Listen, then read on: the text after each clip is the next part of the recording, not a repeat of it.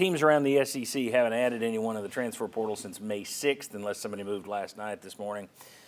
Portal has closed to new entries, but as Ryan was letting us know, the grad transfers, of course, can jump in still. So, it never stops. You can just lose players at all times, and you can pick up players at all times, which, if you're in the media, is fun to cover.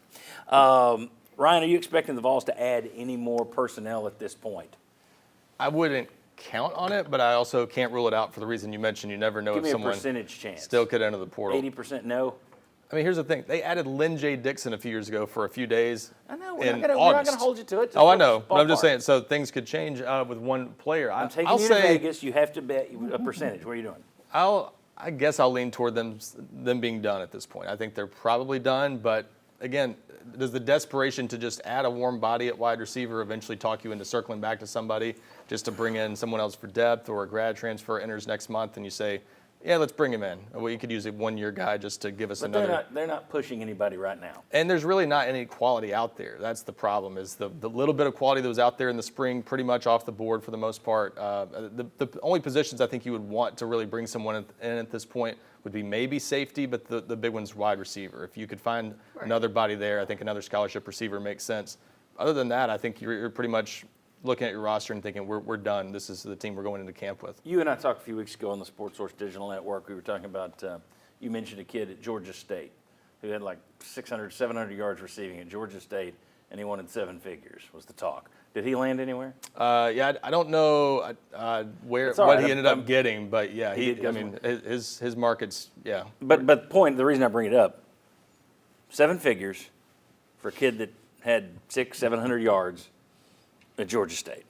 I mean, I don't mind that they're asking for that, but are you willing to concede and realize that's not what your real value is, and you can go somewhere else? I mean, ask for what you think you're worth. Some teams might be crazy enough and say yes. Right.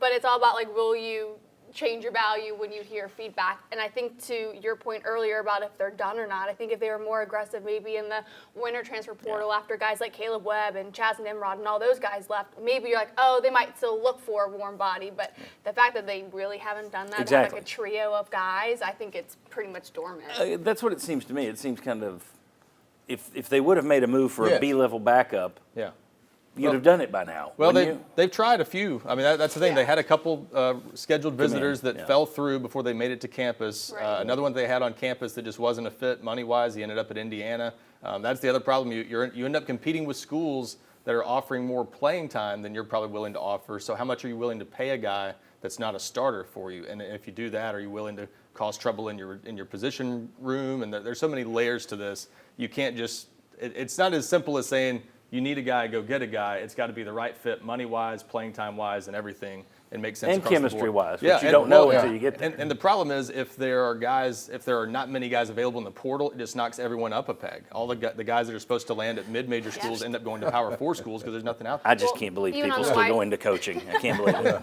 Well, even on the wide receiver side, I think guys like Travis Smith and Rodarius Jackson look like they want to have playing time their first year. If you do go get a warm body that's had a year or two, that just pushes them down on the totem pole. That doesn't keep them happy. It's another Mike Matthews situation. Yeah. So maybe you have all the guys that you really need, and the wide receiver room isn't really where the attention should be, and it maybe is at the lineman or linebacker area. I've kind of said it before. The tricky part for Tennessee adding a receiver is you've kind of made this decision over the past few months. We want to play our young guys. We want to see what Mike Matthews and Braylon Staley can do. We want to play Travis Smith and Rodarius Jackson off the bench. So if you're bringing somebody in, it's got to be someone worth the trouble to knock those guys down the depth chart. I want to give Tennessee a little bit of credit for doing that too.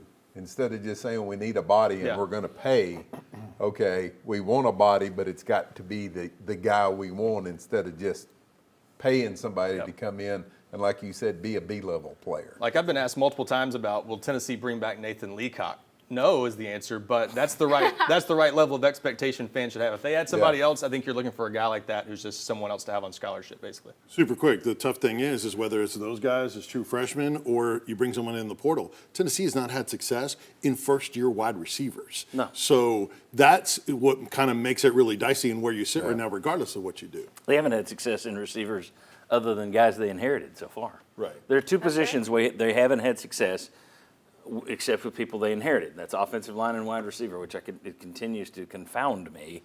because you would think that with this system, kind of quarterback's number one, and boy, they recruit the quarterbacks. No problem there. But you would think receivers and offensive line would be next, and it isn't in terms of what they've proven they could do. They did well with Hyatt and Tillman, but they inherited those guys. They did well with Darnell Wright. They inherited that guy. So